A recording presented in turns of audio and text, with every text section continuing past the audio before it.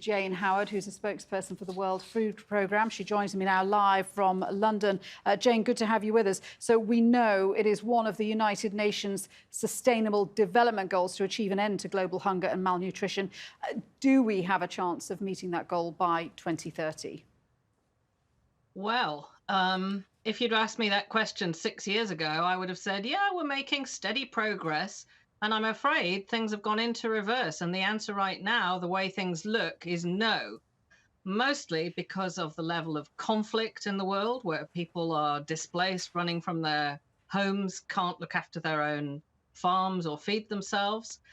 And increasingly, what we see, extreme weather, climate change is making droughts more frequent, hurricanes more fierce, cyclones seem to be coming with increasing frequency. And on top of all that, as you can imagine, the last 2 years, we have seen that the impact of the coronavirus pandemic and the economic impact that that's been having.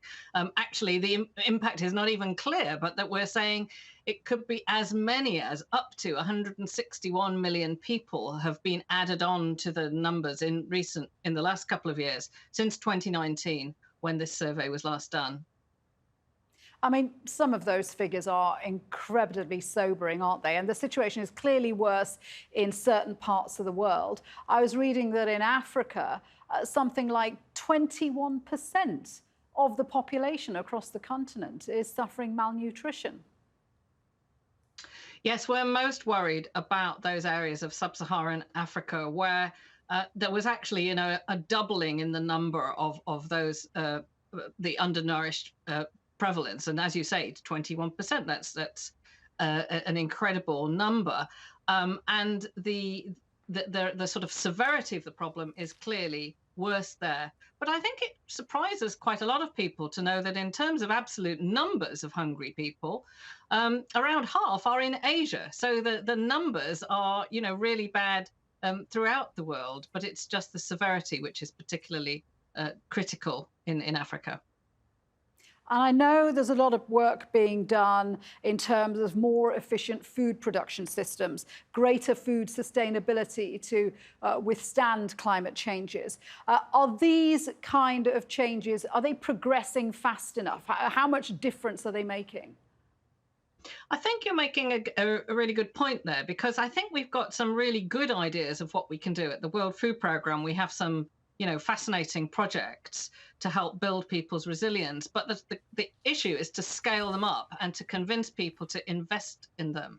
For example, we all know that weather forecasts are much better now than they used to be.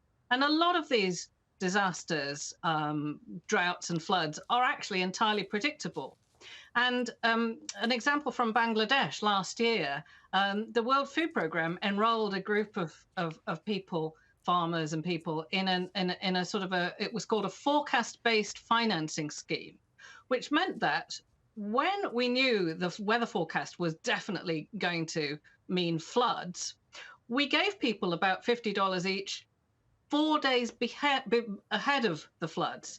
And that meant they could take the decisions whether they bought food, knowing that the road to the market would be closed, whether they hired a truck to take their animals to higher land. They could take the measures beforehand. And that actually, what's called anticipatory action, can save the world community a lot of money, because it's much easier. I mean, it's much more efficient and cost effective to take those measures before the actual disaster happens. And there are insurance schemes, things like that.